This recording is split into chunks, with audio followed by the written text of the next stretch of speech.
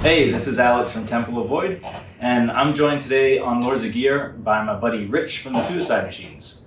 Howdy. So Rich is another big gear nerd, and we're in his personal studio today with all of his gears surrounding us. I said, let's do a desert island video where you're on a desert island. You can choose one guitar. It can be something you own, something you desire. It doesn't, whatever, money's no object. So one guitar, one amp, and 5 pedals. You don't need a tuner.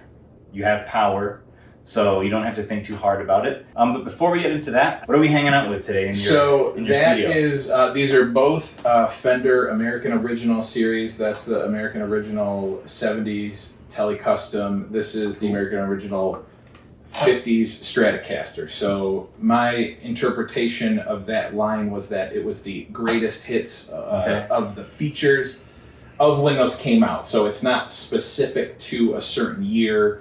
They just kind of took what were everybody's favorite things from all the models and kind of combined them into one. That's my understanding of it. First off, what guitar are you going to bring to this desert island? I didn't know I could pick any guitar, so I mostly went with things I own, and I would pick a Fender Tele Custom from the 70s. Okay. I would. I just gravitate towards those. They look cool. Yep. Huge Hives nerd. The dude from the Hives plays those. That's why I got interested in them. But then I learned about them. I'm like, this kind of fits exactly what I want to do. Tele bridge sound, and then there's a humbucker too. The Kunafe fits. Fills out the whole storyline. So I love that guitar. It's a very versatile guitar. Yeah. I mean, teles are used by so many different genres of music, and a lot of people can do a lot with a tele. So it seems like a good all-rounder. Yeah, even when I'm like demoing, if I'm like plugging straight into the computer, it's like it works like all the time. So that would be my that would be my guitar. So you're taking a tele. I had to think hard about it, and I went, probably no surprise, but I went to Les Paul. That would have been my guess for you. That would have been your guess. The thing was, if I was on a desert island, I had to think, like, how versatile do I want to be? Because these days I really love picking up jazz masters and jacks, and I love playing with like the trem, and I just love the sparkly, glassy sound that you get from a jazz master. And I play a lot of that kind of style these days. But I can't show up to a desert island with a jazz master and a JC, 120 and think that I can play anything other than Smith stuff. So I needed something a bit more of like an all-rounder, where I could get heavy, play sort of death metal, and then be able to roll back the volume or whatever and go on the clean channel and do something like beautiful. So I figured an early 80s Les Paul standard with burst buckers. I recently got a gold top. I took the burst buckers out because I was going to use it because I'm using it for Temple of Void, and I needed something higher gain.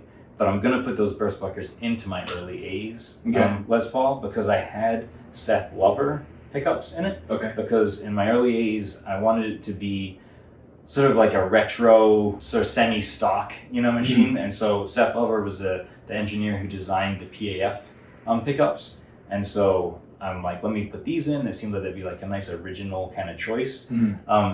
But at the end of the day, when I brought that gold top back, I was like, these burst buckers sound really freaking good. Yeah.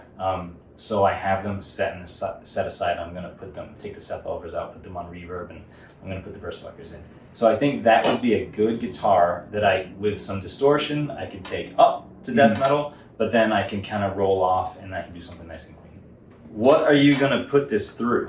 What amp? I would take my JCM 900. Okay. Because then I don't have to take a distortion pedal. I got 2 channels to toy around with. It's fucking loud. I picked an amp that I've never played. I'm going to get a rocker verb.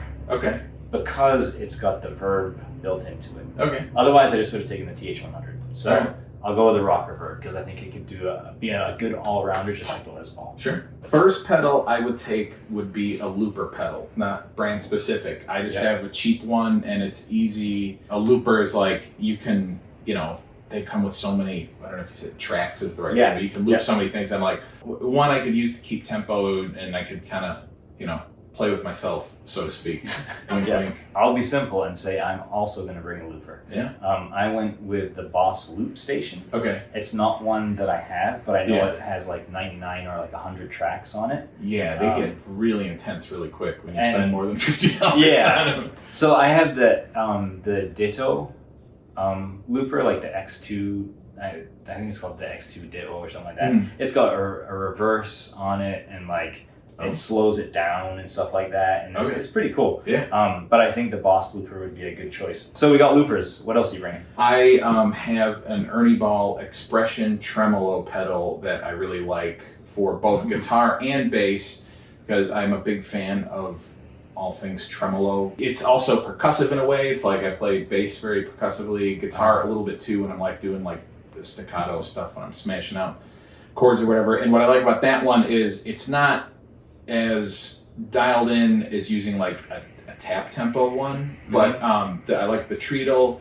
and that one you can dial in. It actually has reverb built into it, so you can set it up so if you turn all the tremolo options down, it's like an Expression reverb pedal. So then I would have reverb covered for my caverny reverb noodling that I would be doing on this barren island. So cool. That was my second pick. I went with the Walrus Audio ARP 87.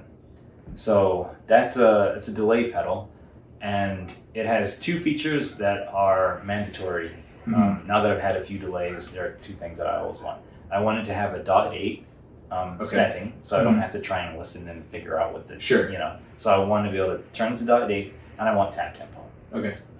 And it has both of those. I couldn't imagine being there without delay and reverb. And since I've got reverb already built into the amp, then that's the first pedal I'm bringing as a delay pedal.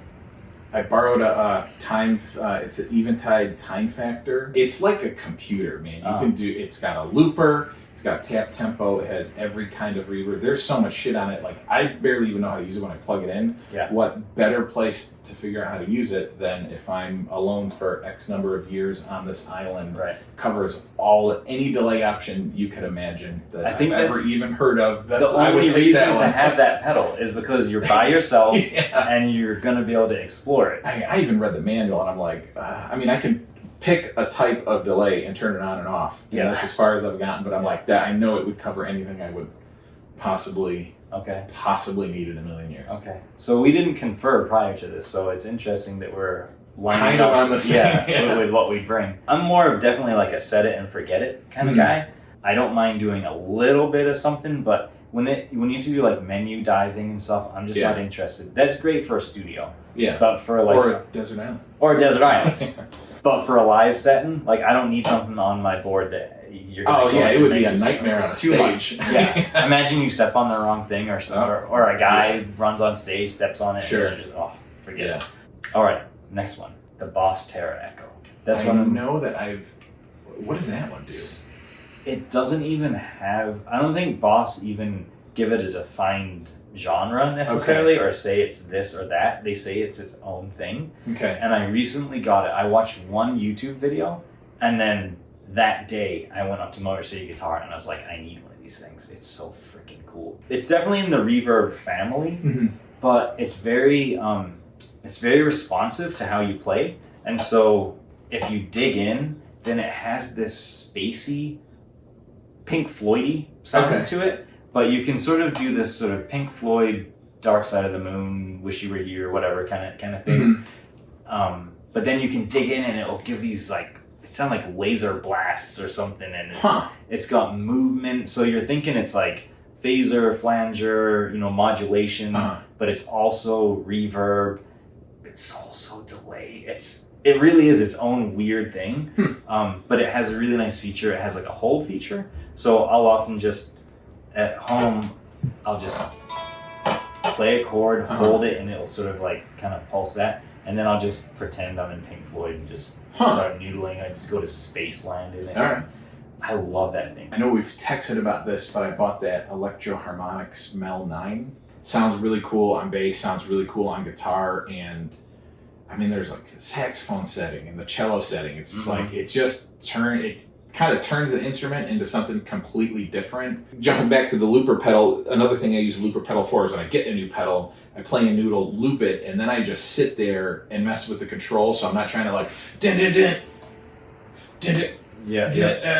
So that's a lot of fun. The looper with the Mel 9, because like it's just cool, man. It makes a lot of cool sounds. So 2 more. So number 4, I'm gonna go with the Stereo Electric Mistress. And what I like about it is that it has a flanger and a chorus knob. Mm-hmm. And when you put them together, it does a really unique thing with this. Okay. It has a lot of different variants, you know, blah, blah, blah. I don't know if other ones have both of those knobs on it too, but the stereo one does. Okay.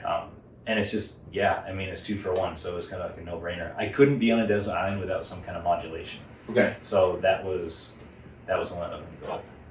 Last one, this is the only one I don't own, is I went to Third Man Records with my buddy Rob, I want to say a few weeks ago, so that means it was like 3 months ago.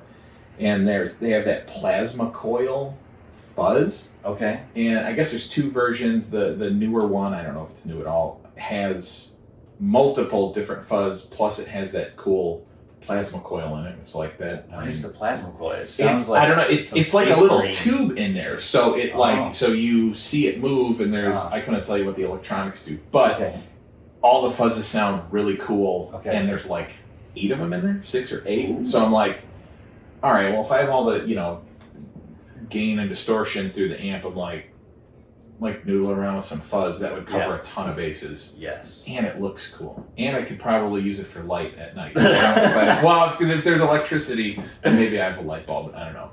But yeah, that thing's super cool. Probably get one. So I went with the Russian Big Muff. I have a JHS modded version, which takes the Big Muff and just makes it crazier and more nuts. Because of what the JHS mod does on this Russian Big Muff, you can just go from Rolling Stones to Smashing Pumpkins like on steroids, and like everything in between. So you could get just some wailing, I mean, you want to be, you want to hit a guitar with a fuzz pedal, We learned a lot. I've got some pedals I need to check out. Yeah. You need to check out the Terra Echo. I will do that. Just like YouTube that. Hopefully everyone watching this episode of Lords of Gear learned a couple things about some pedals, guitars, amps, found some stuff to check out. Rich, thank you, my man. Thank you for inviting me. All righty.